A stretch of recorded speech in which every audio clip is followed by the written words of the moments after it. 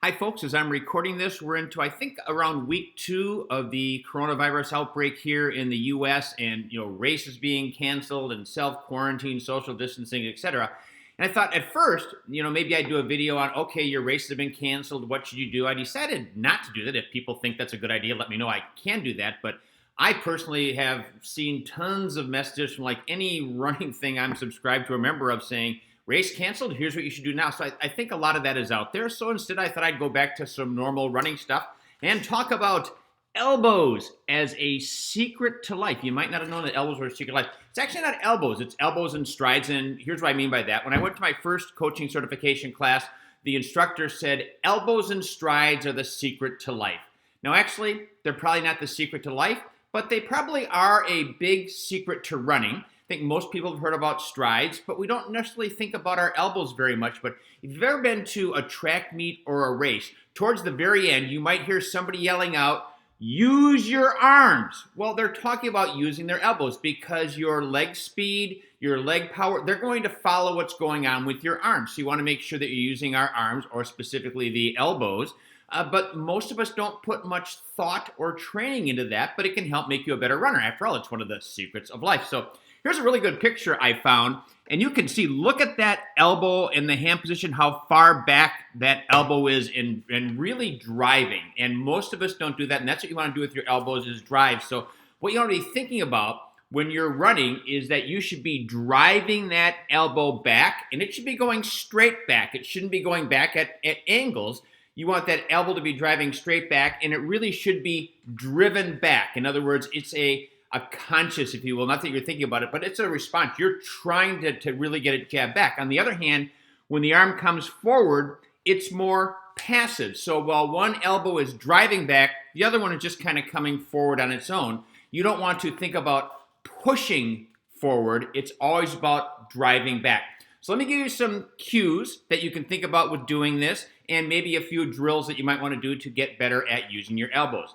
First of all, I'll say invisible hands. So what I mean by invisible hands is I'm talking about as your hands come forward. So ideally when you're running, you're looking up and out and not down. So this won't be the same if you're looking down, but if you're looking up and out, you really shouldn't be able to see your hands other than maybe the slightest glimpse in your peripheral vision. If you can really see your hands, then your hands are coming way too far forward. You are driving your arm forward instead of driving it back. Your hand should be nearly invisible. You can't see his hand moving forward, but you can see the position of his hand right now. He's not going to get a lot more forward than what he is because his elbow is never going to get all the way up. So think about invisible hands. Finally, think about jabbing your significant other. So imagine that you're at a party, and your significant other is standing right behind you, and he or she has made some smart aleck remark. You want to give him a jab in the gut for saying that. That's kind of that snapping motion that you want when you're running, is you are driving that elbow back. You are consciously thinking about bringing your elbow back. So invisible hands, and think about driving the elbow back, kind of getting that significant other in there. So some tips. How much you're able to use your elbows is going to come down to a mobility and strength of your shoulders and chest. Most people think from a strength standpoint of doing chest work. They say a bench press, for example, push-ups, but they don't think about the shoulders. But it's important to do shoulder work as well, because your shoulders and chest get quite a workout, as well as the mobility of those, or the flexibility. If you do not have good mobility or good strength in the shoulders and or chest, that's going to inhibit your ability to use your elbows properly. So make sure that you're getting some work in on your shoulders and your chest from a strength standpoint, and make sure that your flexibility routine, if you need one for those areas, is including making those areas flexible as well. It makes common sense. If you're that back of your shoulders, if you're impinged, you're not going to be able to drive your shoulder very well. And then finally, a few of the drills that you might do to practice working with your elbows more. So high knees and butt kickers are very similar. And when you're doing high knees and butt kickers, you should be really exaggerating that, because that's the whole purpose of that. If you don't know what high knees and butt kickers are, I mean, you can do a search. There's all kinds of videos that show you how to do those.